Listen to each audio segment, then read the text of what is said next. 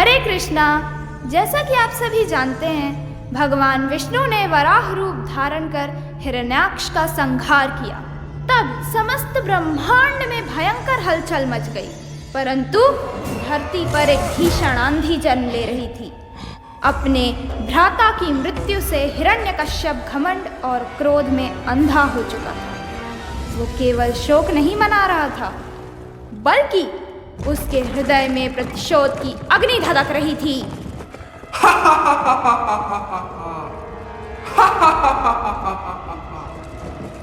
ओ दानवो, ओ दैत्यो, ध्यान से सुनो। मेरे शब्दों को अपने मस्तिष्क में उतार लो और बिना विलंब किए मेरी आज्ञा का पालन करो।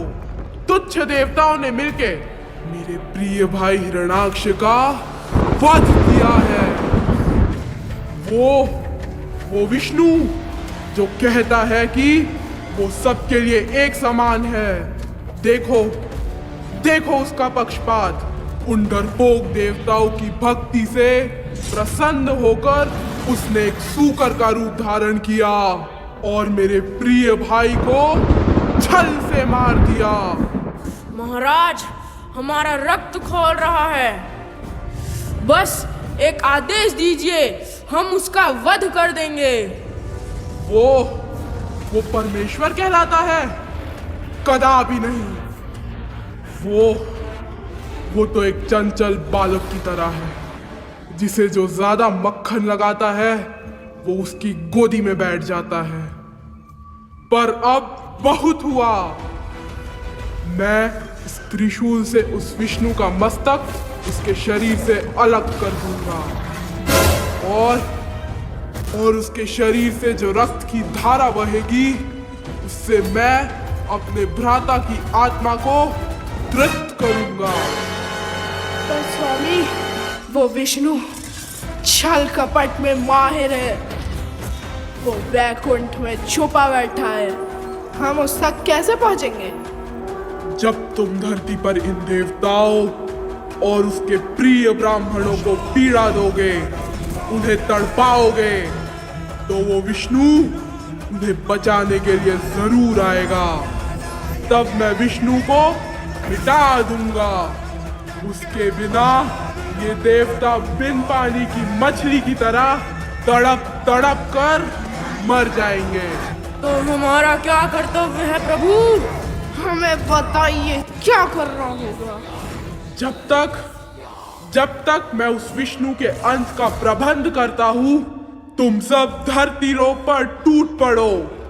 जहां जहां विष्णु की पूजा होती है, जहां जहां क्षत्रिय शासन है, सब राख कर दो, सब खाक कर दो, मिट्टी में मिला दो।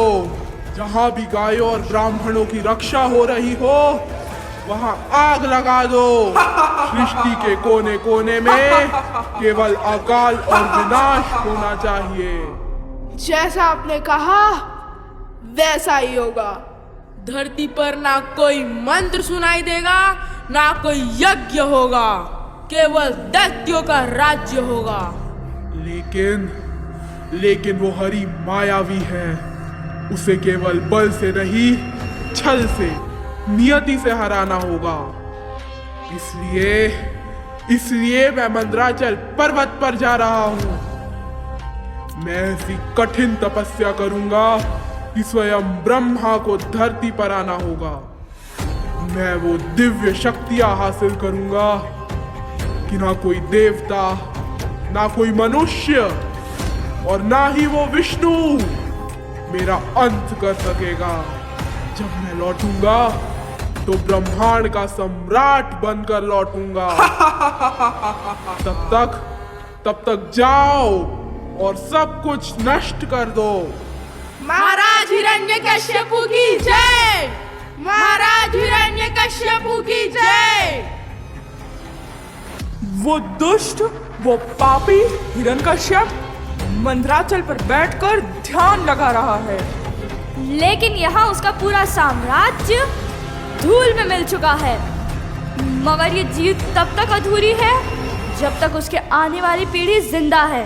महाराज, हमने हिरण्यकश्यपु की पत्नी कयाधु को बंदी बना लिया है। इसके गर्भ में अगला दैत्यराज पल रहा है। हे देवराज, मेरे पति यहाँ नहीं है। मैंने देवताओं का क्या बिगाड़ा है? एक बेबस और निष्पाप औरत के साथ इतनी क्रूरता क्यों? मुझे छोड़ दीजिए, मुझे छोड़ दीजिए। कयाधु, तुम उस जहरीली बेल की जड़ हो जिसके पति ने पूरे ब्रह्मांड को दुख दिया है। मैं प्रतीक्षा नहीं कर सकता कि ये बच्चा बड़ा होकर फिर से स्वर्ग पर हमला करे। इसका नाश करना जरूरी है। मेरा बच्चा निर्दोष है। उसने अभी दुनिया नहीं देखी है। उसे युद्ध के बारे में कुछ भी नहीं पता। मेरी गर्भ में पल रही इस नन्ही जान पर कृपा कीजिए महाराज। सैनिकों, इसे स्वर्ग ले चलो। जब तक बच्चा पैदा नहीं होता इसे कैद में रखो और जैसे ही वो जन्म ले उसे तुरंत खत्म कर देना। चलो। नारायण नारायण। ठहरो देवराज इंद्र, ये क्या कर रहे हो? तुम्हारे जैसे धर्मपरायण राजा के मन में कैसा अंधेरा छा गया है? प्रणाम मुनिवर। देवर्षि, आप जानते हैं हिरण्यकश्यपु ने कितना आतंक मचाया है। ये औरत उसके अगले वंश को जन्म देने वाली है। मैं बस उस कांटे को उखाड़ रहा हूँ जो कल हमारे रास्ते में आएगा। इंद्र, इसे देखो, ये बिल्कुल निर्दोष है। ये एक सती साध्वी स्त्री है। इसे इस तरह पकड़ कर ले जाना एक देवराज को शोभा नहीं देता। लेकिन देवर्षि, एक असुर का बीज असुर ही होगा। अगर मैंने इसे आज छोड़ दिया तो कल यही बच्चा हमें स्वर्ग से बाहर निकाल देगा। इंद्र, तुम बीज की बात कर रहे हो, पर तुम ये नहीं जानते कि इस गर्भ में कौन सा बीज बोया गया है। तुम्हें यहाँ एक असुर दिख रहा है, पर मुझे यहाँ एक महाभागवत भगवान का परम भक्त दिख रहा है। एक असुर के घर में भक्त, ये कैसे मुमकिन है?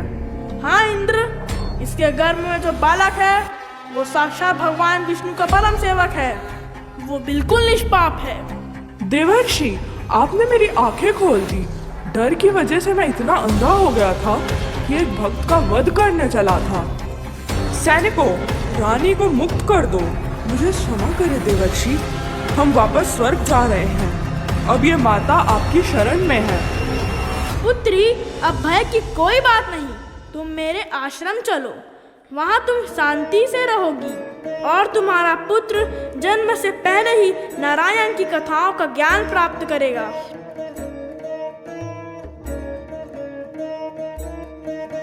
एक और देवर्षि नारद ने माता कयाधु को अपने आश्रम में शरण दी। कयाधु बिना किसी डर के पूरी श्रद्धा के साथ भगवान विष्णु की सेवा और भक्ति में लीन हो गई। एक तरफ देवर्षि नारद ने माता कयाधु को अपने आश्रम में शरण दी। कयाधु बिना किसी डर के पूरी श्रद्धा के साथ भगवान विष्णु की सेवा और भक्ति में लीन हो गई। वहाँ एक अद्भुत चमत्कार हो रहा था। नारद मुनि जो ज्ञान और भक्ति की बातें कयाधु को सिखा रहे थे, उन्हें उनके गर्भ में पल रहा बालक प्रहलाद भी सुन रहा था। देवर्षि ने उस नन्हे जीव को परम सत्य और आत्मज्ञान से भर दिया, परंतु दूसरी ओर दृश्य बिल्कुल विपरीत था। मंद्राचल पर्वत पर हिरण्यकश्यप घोर तपस्या और यज्ञ कर वह अपनी देह को जलाकर ऐसी शक्तियां पाना चाहता था जिससे वह अमर हो सके और भगवान विष्णु का अंत कर सके। एक तरफ निस्वार्थ भक्ति का जन्म हो रहा था, तो दूसरी तरफ अहंकार का साम्राज्य खड़ा हो रहा था। समय बीतता गया और नियति एक बड़े युद्ध की तैयारी कर रही थी। उठो कश्यप पुत्र, उठो। तुम्हारी तपस्या सफल हो चुकी है।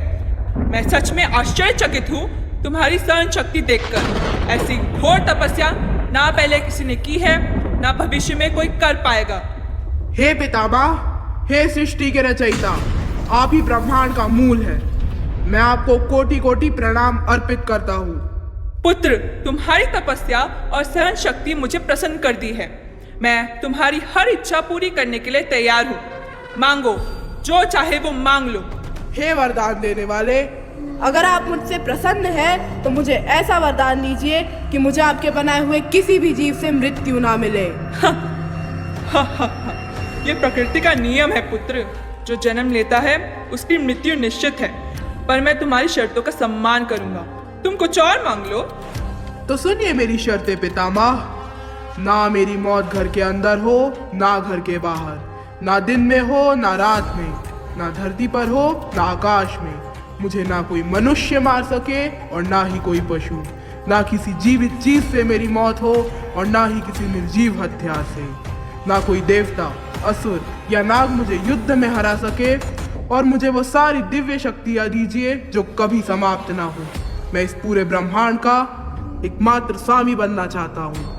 तथास्तु, जैसे तुमने मांगा है वैसा ही होगा, पर याद रखना अहंकार हमेशा पतन का कारण बनता है।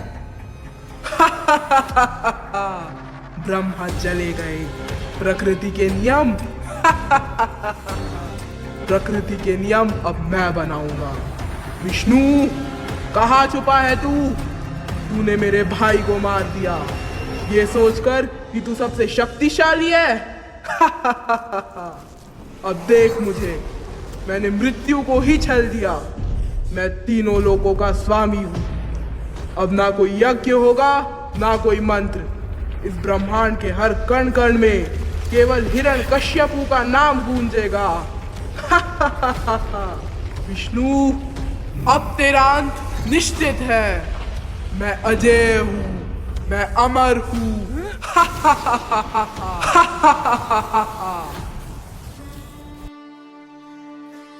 प्रहलाद, तू बार बार विष्णु का नाम लेता है। कौन है ये नारायण? कौन है ये विष्णु? विष्णु वो है जो सबके अंदर रहते हैं, जो कण कण में रहते हैं और जो इस पूरे जगत के स्वामी हैं। पर हम तो असुर हैं। क्या वो हमारे भी है?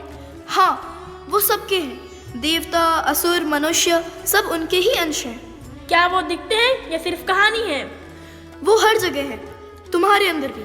जब मन शुद्ध होता है तब उन्हें महसूस किया जा सकता है। तो क्या वो सबसे शक्तिशाली हैं? हाँ, उनसे बड़ा कोई नहीं। सब कुछ उनसे ही आता है और सब कुछ उनमें ही समाता है। तो उन तक कैसे पहुँचे? प्रेम और भक्ति से। बस उनका नाम लो और उन्हें याद करो। हमें भी सिखाओ प्रहलाद। नारायण सबके पिता हैं, सबके हृदय में बैठ के देखने वाले हैं। वो एक ही है पर हर जगह है, हर जीव में, हर वस्तु में। मतलब पेड़ पौधों में भी? हाँ, छोटे से छोटे जीव से लेकर सबसे बड़े तक, सब में वही एक परमात्मा है। वही सबका कारण है और सबके अंदर छुपकर सब देख रहे हैं। पर वो हमें तो नहीं दिखते। जो उन्हें नहीं मानता उसके लिए वो छुपे रहते हैं, पर जो प्रेम से याद करता है उसके लिए वो तुरंत प्रकट हो जाते हैं। पर हम कैसे करें? हमें तो कुछ समझ नहीं आ रहा। बहुत आसान है।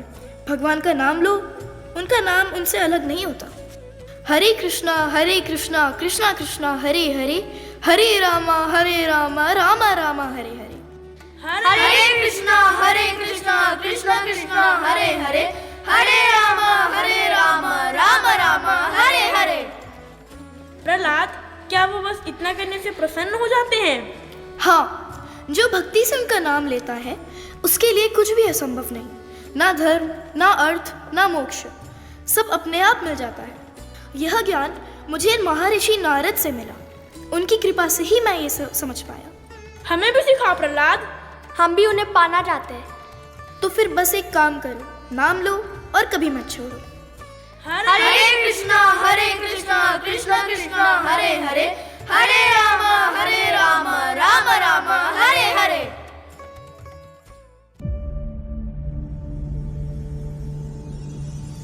महाराज की जय हो, महाराज की जय हो। महाराज, एक गंभीर समस्या आ गई है। सीधा बोलो।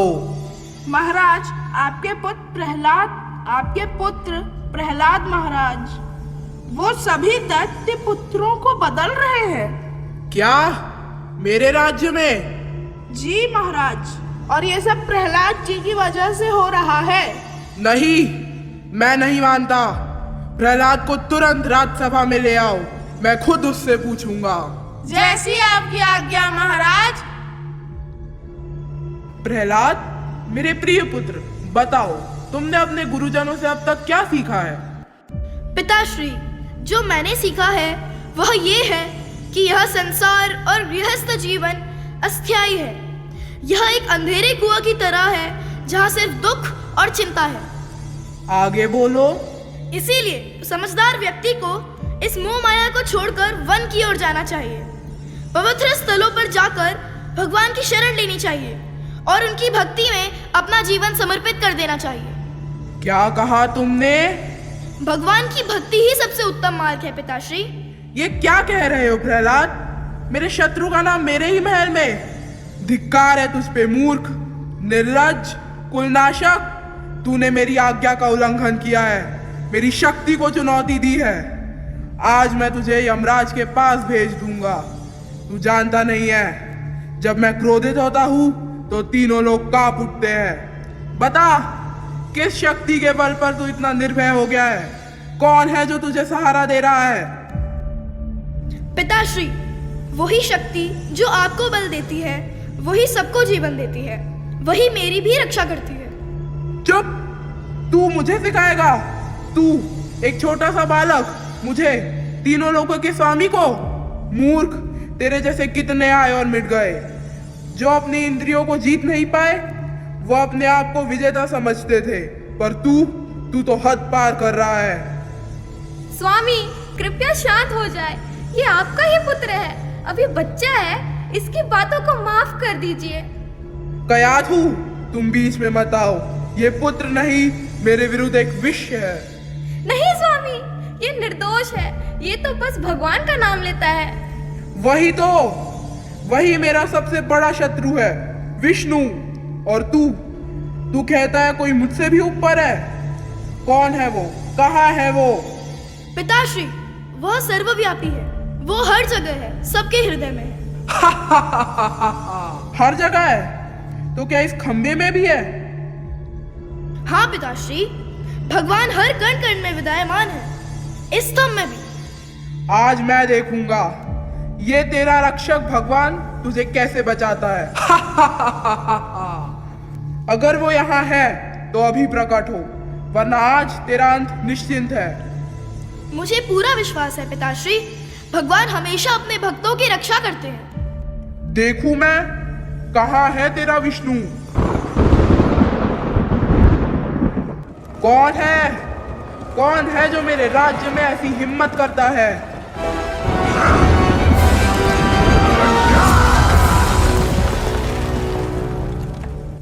ये क्या प्राणी है?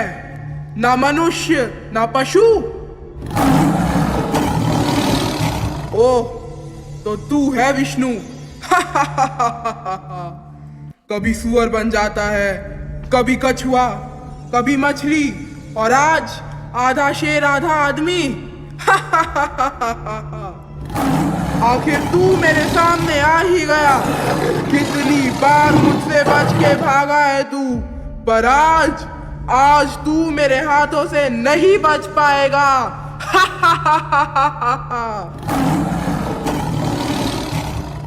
हिरण्यकश्यप, तेरा अंत समय आ चुका है। अंत? मेरा अंत कोई नहीं कर सकता, ना मनुष्य, ना पशु, ना देवता, और तू इनमें से कुछ भी नहीं लगता। आओ विष्णु, देखते हैं कौन किसका अंत करता है। छोड़ो मुझे, मैं अमर हूं। ना कोई मनुष्य मुझे मार सकता है, ना कोई पशु। देख हिरण्यकश्यप, ये ना दिन है ना रात। मैं ना मनुष्य हूँ ना पशु।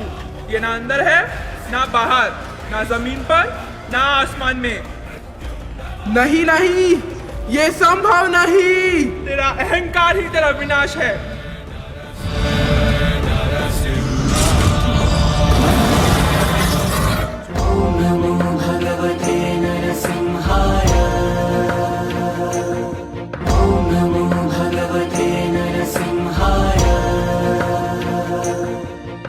प्रभु, आप अनंत शक्ति के स्वामी हैं, हमारा प्रणाम स्वीकार कीजिए।